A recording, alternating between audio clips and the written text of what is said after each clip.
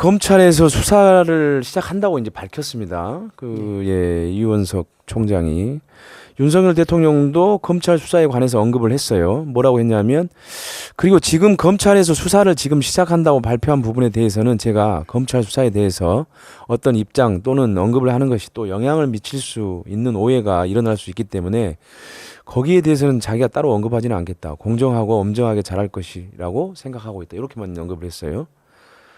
그거는 네. 궤변입니다. 왜 궤변인지를 내가 거짓말이고 궤변입니다. 그 증거를 말씀드릴까요? 이번에 2주 동안 전 언론에서 방송, 신문, 인터넷 매체에서 저에 대한 그 몰카 공작, 죄송합니다. 스토킹 혐의 계속 보도됐잖아요. 그 스토킹 혐의를 최초 보도한 데가 JTBC라고 그랬잖아요. 그렇죠. 그랬는데 그 JTBC가 동영상 뉴스를 내보낼 때 그 자료 화면에 뭐가 들어갔는가 하면 김건희 여사와 나만 아는 내용이 들어가 있어요. 뭐냐면 카톡 대화 내용 중에 여러 차례 만남을 요구했다라고 하는 그 카톡 일시와 문장이 딱 들어가 있는데 깜짝 놀랐어요. 저는 그거 보고. 왜냐하면 나는 공개한 적이 없잖아요. JTBC 기자한테. 그러면 그게 뭡니까? 이미 대통령과 김건희 여사 대통령실 측에서는 대통령실 출입 기자들에게 찌라시라고 하는 걸 계속 유포하고 있어요. 1탄, 2탄, 3탄, 아마 4탄까지 나가는 걸로 알고 있습니다. 거기에 보면 나와 김건희 여사만 아는 카톡 대화 중에서 뭐 카톡 대화라고 그래서 완벽한 게 아니잖아요. 그 사각지대가 있잖아요. 어떤 대화의 사각지대를 이용해 가지고 내가 뭐 아주 뭐를 실수를 한다거나 뭘 이렇게 귀찮게 했다거나 이런 쪽으로 막 이렇게 호도해 가지고 찌라시를 만들어 가지고 유포를 하고 그런 작태를 해왔어요. 사실 이 사건이 폭로되자마자 지금까지 5개월 동안 김건희 여사 작품이고 대통령실의 작품인 거죠. 그런데 그 선봉장에는 JTBC가 앞장을 쓴 거죠. 그걸 바로 받아가지고 그렇기 때문에 이거는 권력, 정권, 그러니까 대통령 영부인과 대통령 그리고 경찰 그리고 언론, 수구 언론 매체가 카르텔이 형성돼 가지고 저를 어떻게든지 이제 비하하고 이상한 사람 만들고 그렇게 해가지고 이미 뭐 스토킹이라고 하는 거는 논의된 바가 없습니다. 재판을 받은 것도 아니고 수사를 한 것도 아니고 조사를 한 것도 아니고 단지 서초경찰서에 혹은 뭐 서울경찰청에 고발장이 접수됐다고 하는 것만 경찰은 담당자는 기자들한테도 출입 기자들한테도 알려줬다는 겁니다. 그런데 이미 JTBC나 이런 모든 매체는 스토킹 혐의로 간주를 하고 그 내용도 제목도 이렇게 선정적으로 뽑아가지고 저를 매도한 거죠. 그냥 저를 뭐 조사하겠다, 수사하겠다도 아니었습니다. 초창기에는 그냥 고발장만 접수됐다고 하는 사실만 인지시켜줬습니다. 그러다가 이제 나중에는 이제 경찰과 정권과 언론이 이제 하나가 돼가지고 이렇게 이제 왜곡하기 시작한 거죠. 그 윤석열 대통령이 이제 기자회견에서 검찰이 공정하고 엄정하게 잘할 것이다 이렇게 얘기를 했어요.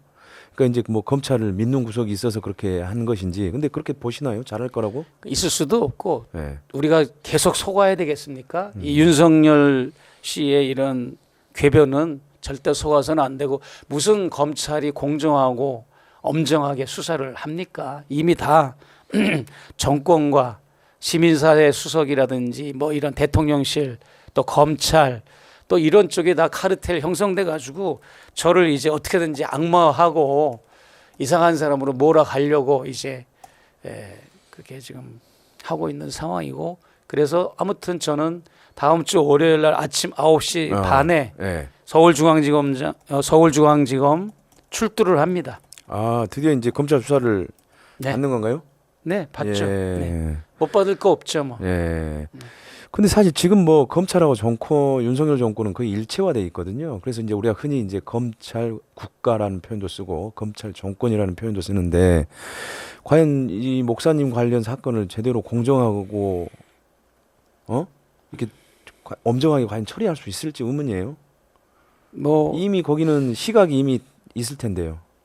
다 뭐 프레임을 정해놓고 하는 거 아니겠습니까? 플랜을 네. 짜놓고 하는 거지만 거기에는 제가 절대 넘어가지 않을 것이고 저는 끝까지 국민들께 호소하고 또 그나마 이제 남아있는 살아있는 극소수지만 살아있는 언론들이 있지 않습니까? 네. 예, 언론의 역할과 직무를 감당하는 뭐 MBC라든지 뉴스타파라든지 그다음에 이제 탐사 매체 우리 대한 미디어 뉴미디어들 이런 매체들 뭐 서울의 소리 뉴탐사 열린공간 등 이런 많은 또 탐사 매체들 이런 언론들도 있으니까 네. 예, 저는 반드시 진실은 밝혀진다라고 생각합니다. 근데 우리가 좀 주목을 해봐야 될 게 최근 윤석열 대통령이 이제 취임 직후에 폐지했던 민정수석을 부활을 했어요.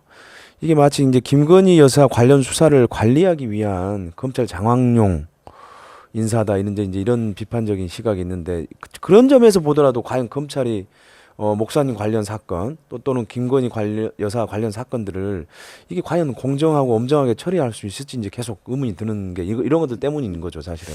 하려면 진작했어야죠. 진작 내가 이렇게 부르짖었잖아요. 제2부속실, 민정수석실 그걸 둬야 된다. 그걸 안 뒀기 때문에 그 사각지대를 이용해 가지고 김건희 여사가 국정농단한 거 아니냐.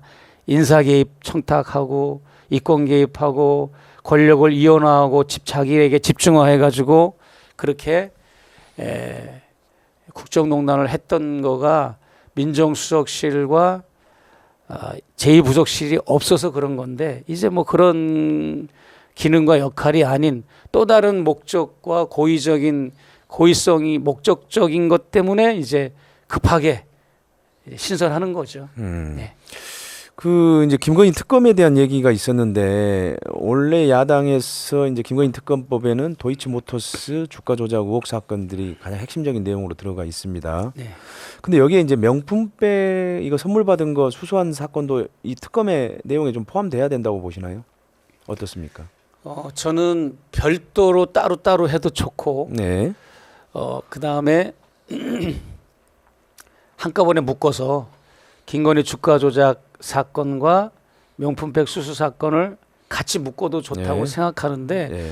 원칙에 의하면 원래는 그냥 국정조사를 국정조사. 국정조사를 하고 또 검찰 수사를 하고 또 공수처 수사도 하고 이런 거가 이제 동반돼야 되는데 사실은 그 기능들을 못 하니까 네. 권력의 눈치를 보고 거의 무력화되다시피 하니까 그렇게 하지 말고 차라리 그냥 특검으로 가자라고 하는 것은 저는 전적으로 동의를 합니다. 네. 우리가 그동안 검찰 네. 수사를 맡겨봤지만 얼마나 이게 심각합니까? 김건희 여사의 그 주가 조작이라고 하는 거는 23억 원의 부당 이득을 취득했잖아요.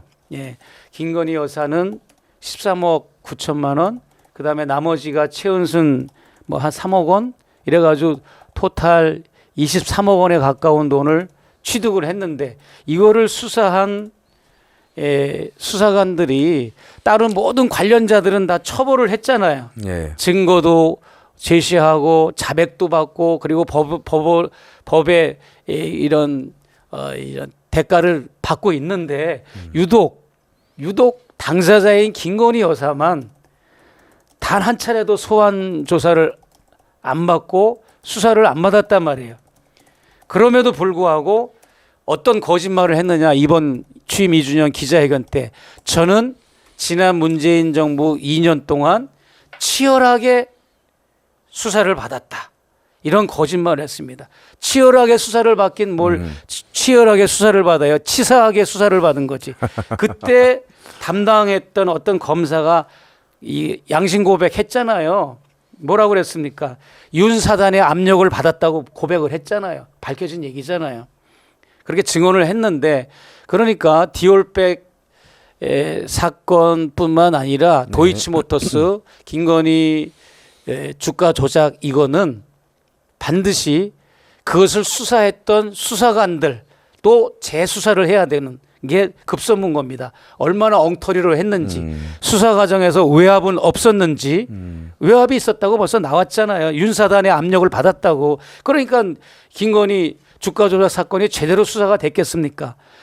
말만 하면 자유민주주의, 자유시장경제 체제 이런 거를 연설 시간에 2년 동안 뇌가렸지 않습니까? 윤석열 씨가. 그래요, 안 그래요?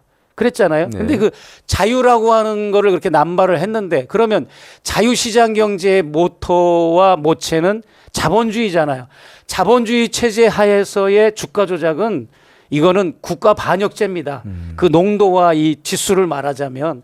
그런데 국가 반역죄에 해당되는 이런 범죄를 대통령의 배우자가 저질렀는데도 선거 대선 기간에 오히려 수천만 원의 손해를 봤다고 거짓말을 하고 장모는 10원 한 장 손해를 안 끼쳤다고 거짓말을 했기 때문에 그것 역시 이거는 선거법 위반일 뿐만 아니라 이거는 대통령으로서 굉장히 이거는 탄핵감에 해당되는 거다. 왜냐하면 국민을 그냥 깜짝같이 속였잖아요. 예, 그런 것도 우리가 짚고 넘어가야 될 것 같고요. 네. 어제 윤석열 대통령이 이제 그 김건희 특검에 대해서는 부정적인 의견을 냈습니다. 답변이 뭔지 제가 한번 읽어보도록 하겠습니다.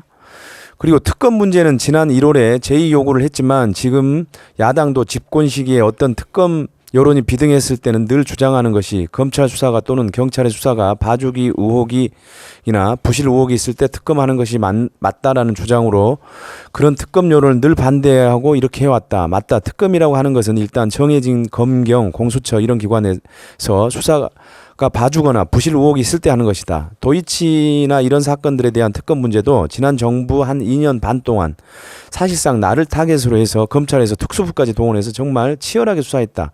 그런 수사가 지난 정부에서 나와 내 가족 봐주기 수사를 했다는 것인지 봐주기 수사를 하면서 부실하게 했다는 것인지 거기에 대해서 정말 묻지 않을 수 없다. 그 자체가 모순이라고 생각한다. 특검이라고 하는 것에 우리가 지금까지 한 20여 년 넘도록 여러 차례 특검을 운영해 왔습니다만 그런 관점에서 여야가 의견 일치를 보고 해온 것이기 때문에 지난번에 저희가 제의 요구했던 그 특검에 대해서는 지금도 여전히 할 만큼 해놓고 또 하자는 것은 그야말로 특검의 본질이나 제도 취지와는 맞지 않는 그것은 어떤 면에서 보면 정치 공세, 정치 행위 아니냐, 진상을 가리기 위한 것은 아니지 않느냐 하는 생각은 여전히 가지고 있다. 그러니까 완전히 부정적으로 얘기를 했어요. 그리고 뭐 검찰이 본인은 문재인 정부 때 엄청나게 그 수사를 받았다는 거잖아요. 본인 네. 가족들이. 근데 오늘 한겨레 신문을 보면 당시 수사팀에 있던 관계자들 얘기가 나왔는데 네. 그때 검찰총장이 윤석열 대통령이어서 눈치를 받고 그다음에 김건희 여사가 소환에 제대로 응하지 않아서 수사가 제대로 안 됐다는 거 아닙니까? 그렇습니다. 네. 예. 그렇게 얘기를 했어요. 수사팀 관계자들이. 예, 예. 그러니까는 지금 윤석열 대통령이 이렇게 얘기한 건 전혀 사실이 아니다라고 수사팀 관계자들은 얘기를 하고 있거든요. 전혀 사실이 아니죠. 예, 예. 그러니까 대통령실이나 대통령실 대변인, 뭐 홍보실 이런 데서 무슨 사안이 있을 때마다 사건이 있을 때마다 의혹이 있을 때마다 해명을 했잖아요. 예. 해명을 할 때 올바르고 진실하게 한 거는 단 한 건도 없었습니다. 단 한 건도 없었다고 난 봐져요. 그냥 거짓말 제조 공장처럼 굉장히 거짓과 자기들의 그 잘못을 모면하려고 하는 이런 그런 발언들이었지 진실한 그 고백이나 사죄를 그 하는 거는 없었잖아요. 예, 그렇기 때문에 그 책임자는 대통령인 거죠. 그 뭐 대통령실 대변인이 자기 마음대로 하는 거 있습니까? 대통령한테 보고하고 이렇게 제가 성명 발표해도 되겠습니까? 그런 거잖아요. 바이든 날리면 이제 이 새끼들 쪽팔려서 어떻게 뭐 그런 미 의회 의원들이든 한국 국회의원들이든 일국의 대통령이라고 하는 자가 이 새끼 저 새끼 그 혼잣말로 했든 뭐 그냥 수근수근 누구랑 측근들이라고 했든 이런 것도 역시 그런 궤변을 늘어났고 리투아니아에 가가지고 명품 쇼핑을 한 것도 호객행위에 당했다는 이런 궤변 모든 게 이런 식인 거죠. 네. 이 디올백 수수 사건은 그냥 있는 그대로 있는 그러게요. 그대로 제가 조사를 받고 해명하겠습니다. 네. 좀 억울하지만 받겠습니다. 이래야 되는데 이게 어떻게 스토킹이 되고 그러면 제가 스토킹을 했는데 또 주거 침입을 했는데 그 물건이 어떻게 국가기록물로 분류돼 가지고 글로 보존이 될 수 있습니까? 세상에 대통령 영부인을 스토킹했고 주거 침입을 한 자의 물건이 국가기록원에 뭐 외국 정상들 위주의 그런 물품이나 선물이 보관되는 그런 곳에 보존될 수 있겠습니까? 네. 말이 안 되는 거죠. 네. 네. 근데 사실 이제 이게 윤석열 대통령이 가족과 관련된 이제 사건에 대한 그 특검을 거부하는 게 이거는 사실 이게 직권남용 얘기도 있어요. 지적이. 그러니까 가족과 관련된 사건을 나하고 직접적으로 거의 간접적으로 직접적으로 관련이 돼 있죠. 네. 근데 그거를 내가 거부를 해 특검을. 그럼 그게 과연 그건 권한 남용 아닌가 이런 이제 지적도 있더라고요. 보니까. 예. 그동안 거부권을 남발한 것도 사실은 그것도 위법행위입니다. 예. 그 간호사법, 그 농민들 그 고통당하는 거에 대한 그런 그 법들 이런 거 다 거부했잖아요. 예. 예, 천인공노할 짓입니다. 그게 예. 거의 거부하는 거는 이번에도 최상병 거부하겠다는 뉘앙스로 말한 거 아닙니까? 그렇죠. 최상병 특검을 거부하겠다고 우회적으로 표현했지만 이거 아마 용납이 안 되죠. 국민들 분노를 일으킬 만한 부분이죠, 사실은. 만일에 예. 거부하면 엄청난 국민적 봉기가 일어날 것이고 아마 내가 볼 때는 해병대뿐만 아니라 해병대 전역한 분들뿐만 아니라 해병대 현역들마저도 들고 일어나고 군인들마저도 확산되고 예. 또 전국민적인 봉기가 일어나지 않을까 싶어요. 예. 야, 이번엔 그러니까 이거 약간 다른 얘기입니다만은 해병대 분들 보니까 의리도 있고 상식도 있고 아주 정의로우시던데요. 네, 예. 저기 아주 소수의 태극기 부대 해병대 그러니까 저는 분들만 빼놓고 그렇게만 저는 생각했는데 나머지 분들 멋지더라고요. 정말, 정말 멋지고 끝까지 예. 진실 규명하려고 그러고 그러니까요. 정말 저도 사실 감동 먹었습니다. 우리 해병대 분들 그렇게 응원해 주시는 거 보고.